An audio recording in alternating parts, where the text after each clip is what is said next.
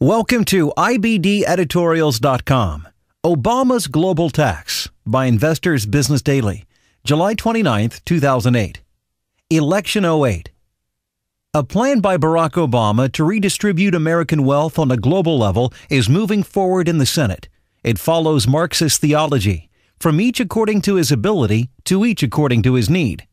We are citizens of the world, Senator Obama told thousands of non-voting Germans during his recent tour of the Middle East and Europe.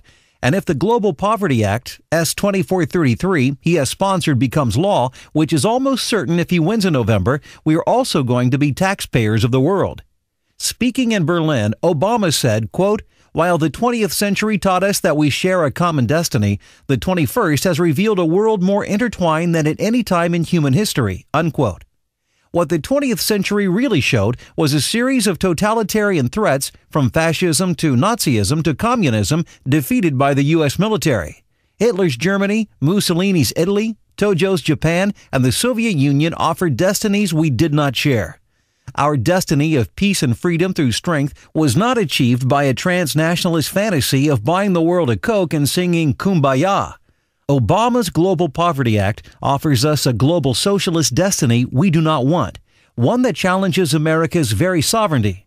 The former, quote, post-racial, unquote candidate obviously intends to be a post-national president. A statement from Obama's office says, quote, "With billions of people living on just dollars a day around the world, global poverty remains one of the greatest challenges and tragedies the international community faces. It must be a priority of American foreign policy to commit to eliminating extreme poverty and ensuring every child has food, shelter, and clean drinking water," unquote.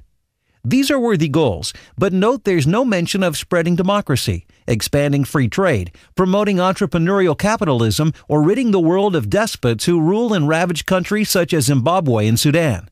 Obama would give them all a fish without teaching them how to fish. Pledging to cut global poverty in half on the backs of U.S. taxpayers is a ridiculous and impossible goal. His legislation refers to the, quote, Millennium Development Goal, unquote, a phrase from a declaration adopted by the United Nations Millennium Assembly in 2000 and supported by President Clinton. It calls for the, quote, eradication of poverty, in part through the redistribution of wealth of land and a fair distribution of the Earth's resources, unquote. In other words, American resources.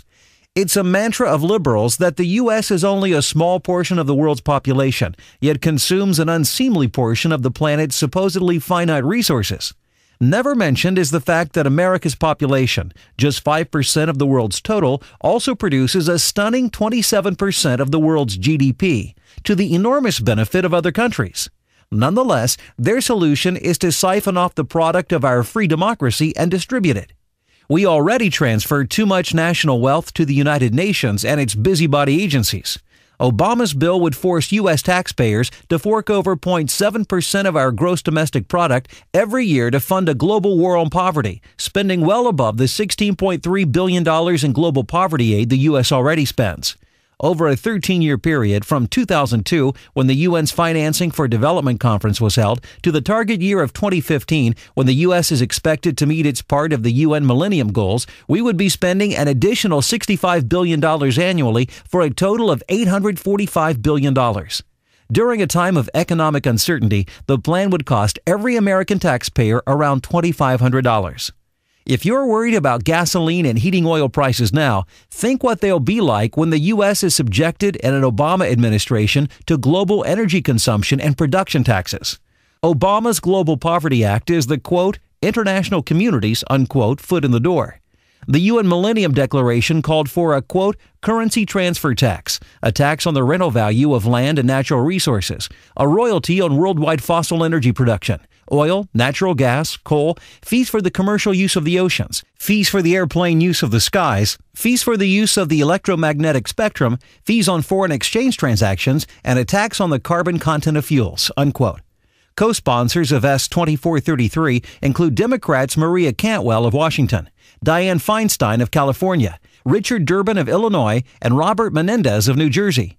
GOP globalists supporting the bill include Chuck Hagel of Nebraska and Richard Lugar of Indiana. Lugar has worked with Obama to promote more aid to Russia to promote nuclear nonproliferation.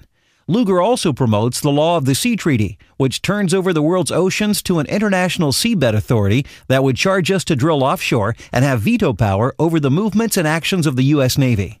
Obama's agenda sounds like defeated 2004 Democratic candidate John Kerry's, quote, global test, unquote, for U.S. foreign policy decisions where, quote, you have to do it in a way that passes the test, that passes the global test, where your countrymen, your people understand why you're doing what you're doing and you can prove to the world that you did it for legitimate reasons, unquote.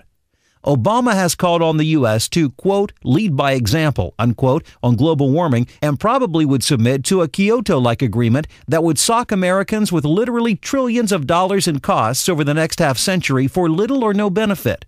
Quote, we can't drive our SUVs and eat as much as we want and keep our homes on 72 degrees at all times, and then just expect that other countries are going to say, okay, Obama has said. That's not leadership. That's not going to happen, unquote. Oh, really? Who's to say we can't load up our SUV and head out in search of bacon double cheeseburgers at the mall? China? India? Bangladesh? The UN? In an Obama White House, American sovereignty will become an endangered species. The Global Poverty Act is the first toe in the water of global socialism. Copyright 2008 Investors Business Daily. Read to you by OutloudOpinion. For more podcasts, visit ibdeditorials.com.